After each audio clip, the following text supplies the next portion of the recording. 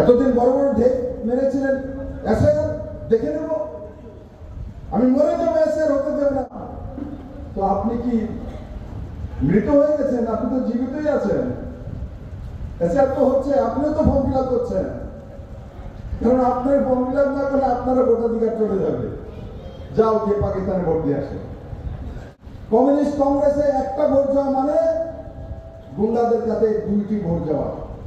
তার জন্য যারাই এখনো কংগ্রেস কমিউনিস্টে আছে, সমস্ত কার্যকর্তাদের বলবো তাদের সঙ্গে যোগাযোগ করে এক একটা লোককে ভারতীয় জনতা পার্টিতে নিয়ে আসুন, বলে এই পার্টির মধ্যে ব্যবস্থা করে।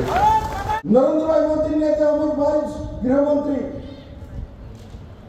একজন হিন্দু অন্য জায়গা থেকে এসছে ভারতে,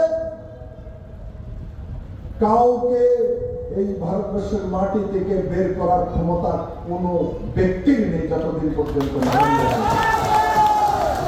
ফর্ম ফিল আপ করা। ফর্ম ফিল আপ করতে গেলে রাজ্য সরকারের যে তন্ত্র তার মধ্যে দেরি করে, কিন্তু মনে রাখবেন এই রাজ্য সরকারের ক্ষমতা নেই কাউ ভোট কাটা বা কাউকে এর রাজ্য থেকে বের করার কোনো অধিকার নেই। কমিউনিস্টার যেমন না, মার্ক্সবাদ আছে, ওনার হচ্ছে ভাইপোবাদ।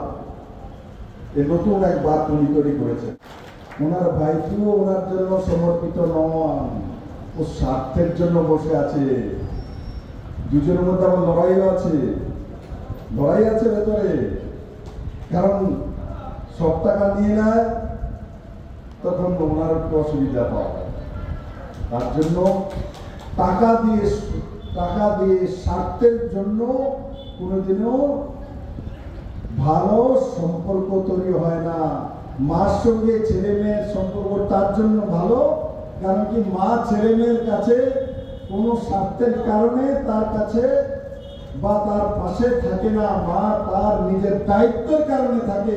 ভারতীয় জনতা পার্টির কার্যকর্তারাও দায়িত্বের জন্য মানুষের কাছে থাকে, স্বার্থের জন্য থাকে না। এই রাজ্যটার মধ্যে ওনার মতন একজন মুখ্যমন্ত্রী হয়ে বসে আছে, তার পরিণামস্বরূপ আজ বাংলা সব থেকে পিছিয়ে গেছে। বাংলা থেকে 1,50,00,000 ছেলে মেয়ে বাইরে গিয়ে 5,000-10,000 টাকা রোজগার করার জন্য যায়।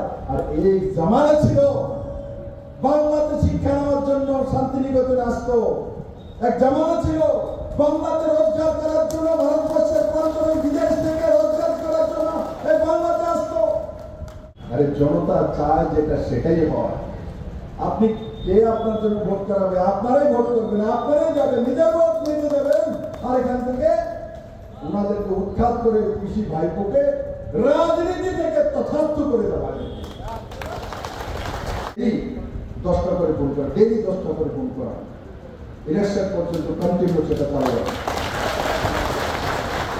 শুধু এই বিধানসভা মন্ডলের বিষয়ে ভাবলে হবে না, আমাদের অনেকের আত্মীয় স্বজন অন্য মন্ডলে আছে, অন্য বিধানসভা আছে, অন্য লোকসভাতে আছে। তার মানুষ যখন প্রতিদিন 10টা করে কল করবে, প্রতি মা 10টা করে কল করবে, প্রতি ছেলে 10টা করে ফোন করবে, প্রতি বুজুর্গ ব্যক্তি 10টা করে ফোন করবে, প্রতি স্টুডেন্ট 10টা করে ফোন করবে, প্রতি মেহনতি মানুষ 10টা করে ফোন করবে, প্রতি ড্রাইভার 10টা করে ফোন করবে, প্রতি মানুষ 10টা করে ফোন করে, তো পিসিআর ভাইপো বাংলা ছেড়ে পাকিস্তানে পালাবে।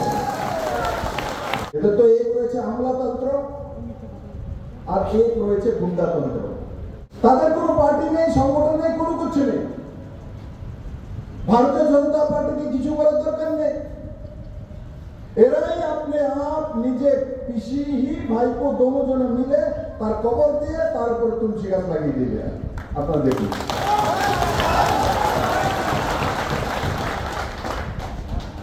আর যারা এখন ওনার আশপাশে ঘুরছে মধু খাওয়ার জন্য, যেই মাত্র কবর দিয়ে তুলসী গাছটা লাগাবে, এরা দেরি দিয়ে সেখানে জল দেবে।